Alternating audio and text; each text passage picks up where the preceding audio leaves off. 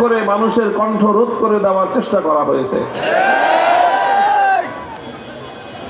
কত বিশাল পরাক্রমশালী একটা শক্তি ছিল, সব মানুষ তাদের কাছে জিম্মি ছিল। কিন্তু আল্লাহ পাক রব্বুল আলামিন যখন চেয়েছেন, তখন সেই পরাক্রমশালী শক্তি তাসের ঘরের মতো ভেসে গেছে।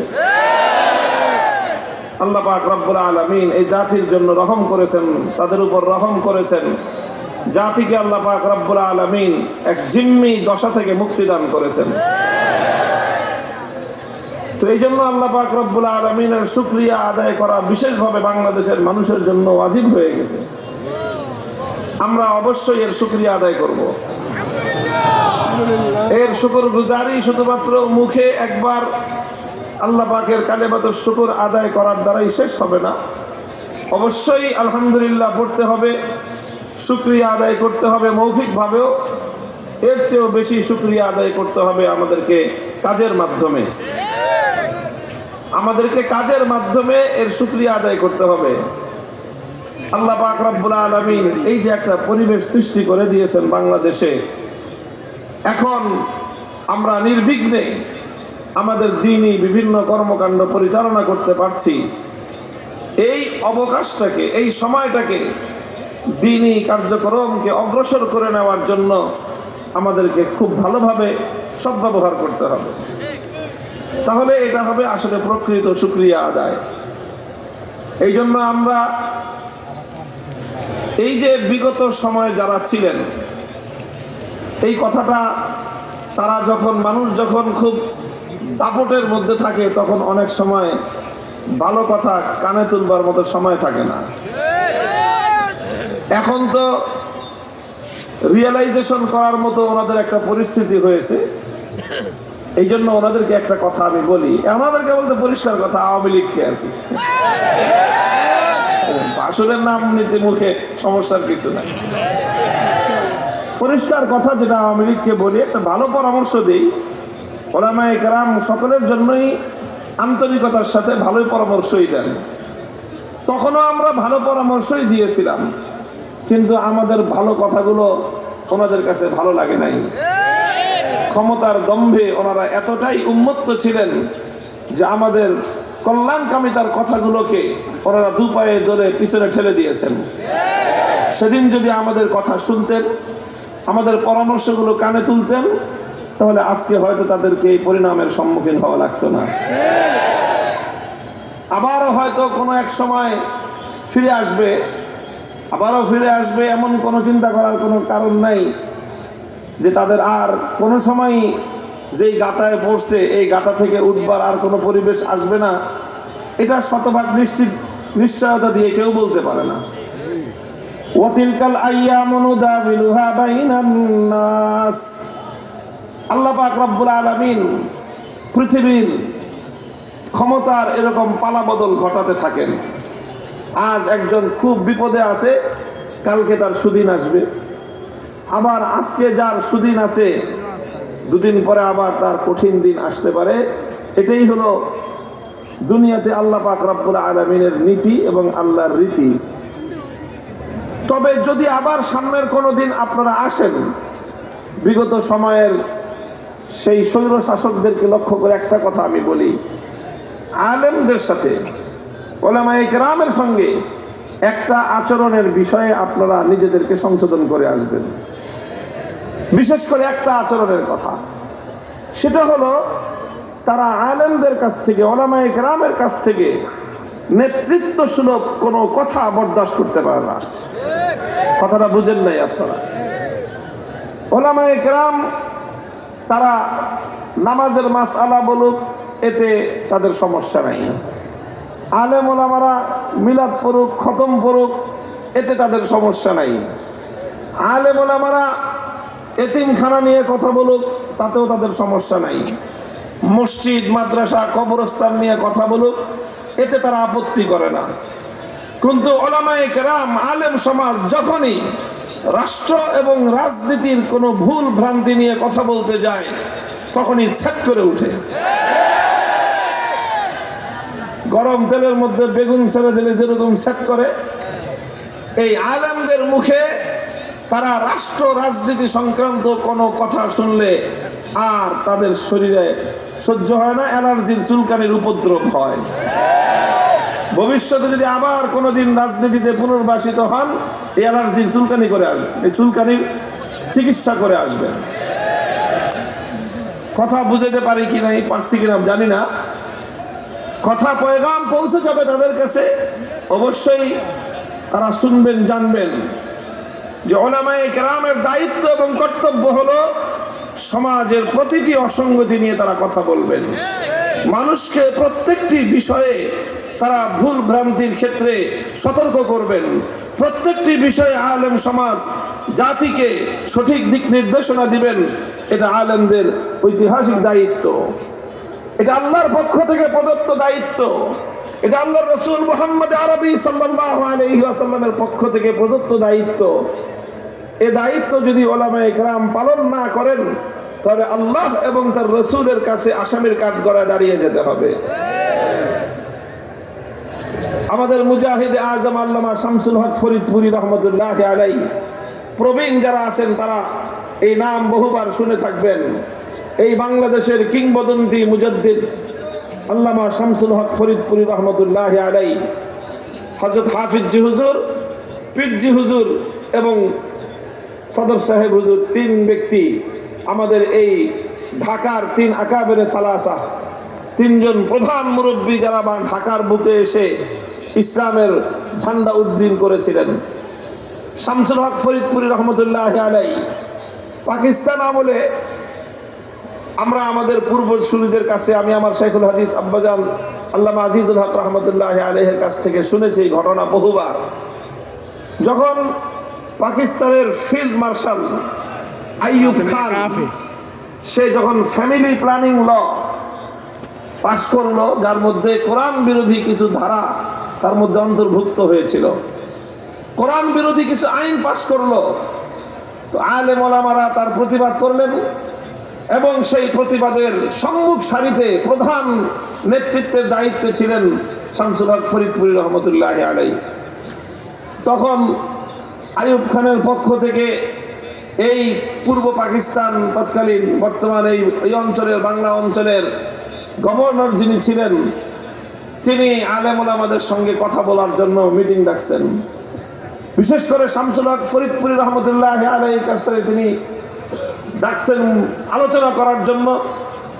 হুজুরকে ডেকে নিয়ে বলতেছেন যে হুজুর, বুঝেন তো যে আমরা একটা সরকারের চাকরি করি, আমরা সরকারের চাকরি করি, কাজেই সরকারের নিয়ম কানুন যা আছে সেগুলো বাস্তবায়ন করতে তো আমরা বাধ্য।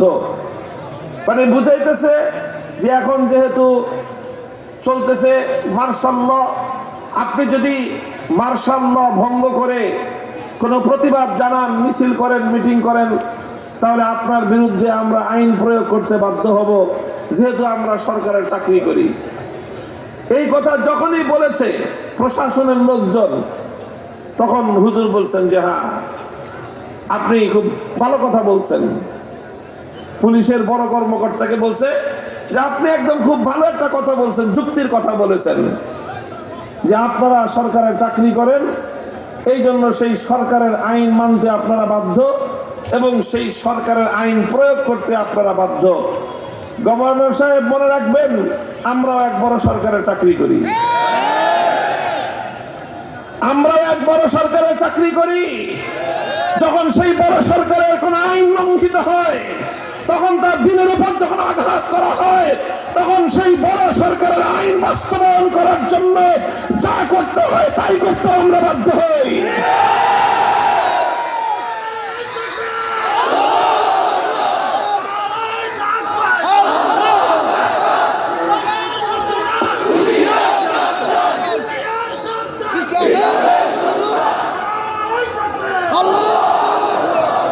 এই কথাটা চিরন্তন একটা কথা। আলেম ওলামাদের একটা সীমাবদ্ধতার জায়গা হলো এই, তারা ইচ্ছা করলেই চুপ করে থাকতে পারেন না। চুপ করে থাকবার অধিকার সবসময় ওলামায়ে কেরামের নাই। আপনারা আমাদের কণ্ঠকে অনেক সময় রুদ্ধ করে দিতে চান, আপনারা বলেন কথা বলবেন না, আমার আল্লাহ বলেন তোমাকে কথা বলতেই হবে, তখন আমি আমার আল্লাহর হুকুম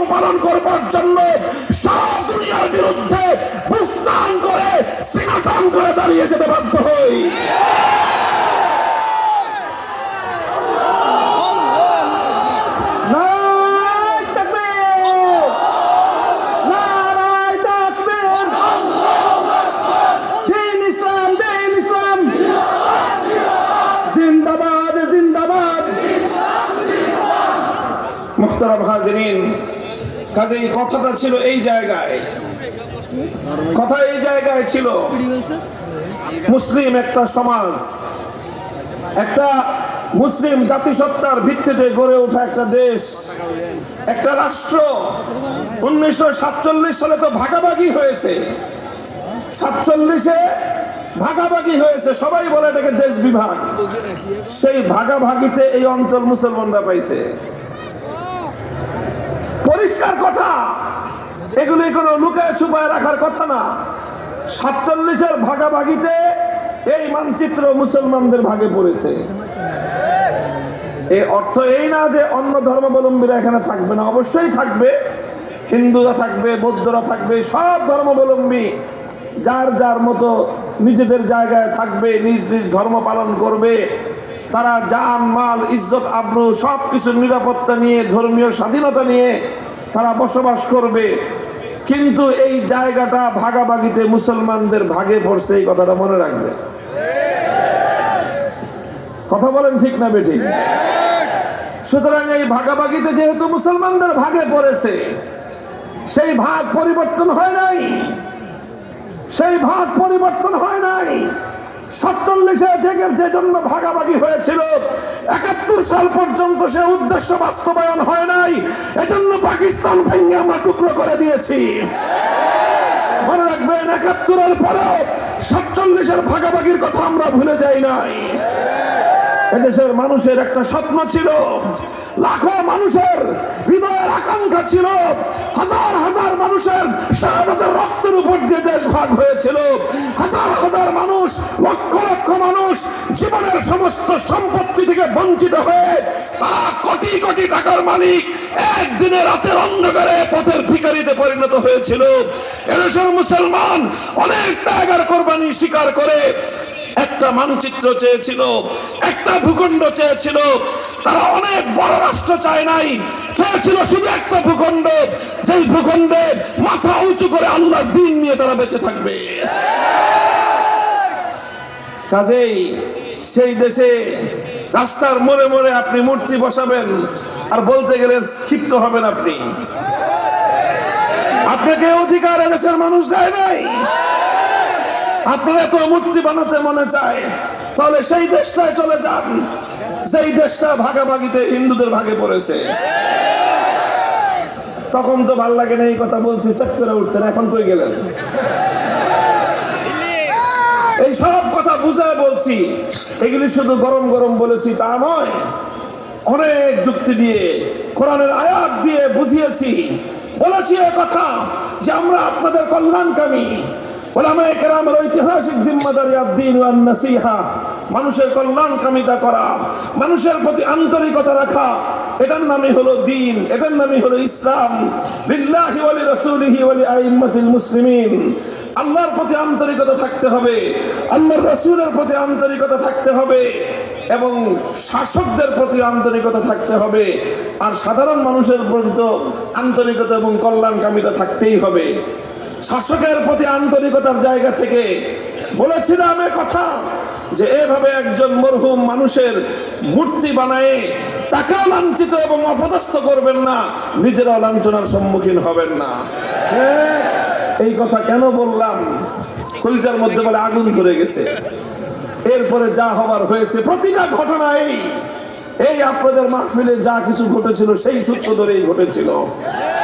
গোটা বাংলাদেশে অঘোষিত ভাবে আমাদেরকে মাহফিলগুলোর উপরে 144 ধারা জারি করে দেওয়া হয়েছিল। শত শত মাইল পথ অতিক্রম করে মাহফিলের মঞ্চে উপস্থিত হওয়ার পর সেখানে আমাদেরকে মানুষের সঙ্গে ন্যূনতম একটু সাক্ষাৎ পর্যন্ত করতে দেওয়া হয় নাই, কথা বলতে দেওয়া হয় নাই। গোটা মানুষকে, মানুষের অধিকারকে এভাবে জিম্মি করে মনে করেছিলেন যে এভাবেই বুঝি সারা জীবন পার করা যাবে। আমরা বলতে চাই যে ভবিষ্যতে সকলেই যেন আমরা এখান থেকে শিক্ষা গ্রহণ করি। আল্লাহ পাক বুঝবার তৌফিক দান করেন। এটা আমাদের স্পষ্ট পয়গাম। এই কথাটা সকলেই মনে রাখবেন যে ভাগাভাগিতে এই দেশ, এই মানচিত্র, এই ভূখণ্ড মুসলমানদের ভাগে পড়েছে। সুতরাং ইসলাম হবে এই ভূখণ্ডের চূড়ান্ত গন্তব্য। ইসলাম হবে এই ভূখণ্ডের চূড়ান্ত পরিচয়। ইসলামকে মাইনাস করে কাউকে দেশে আধিপত্য চালাতে দেওয়া যাবে না। নারায়ে তাকবীর, নারায়ে তাকবীর, দিল্লি মে ঢাকা, ঢাকা ঢাকা, আপোষ না সংগ্রাম, সংগ্রাম সংগ্রাম, আপোষ না শাহাদাত। নারায়ে তাকবীর। আল্লাহ পাক রব্বুল আলামিন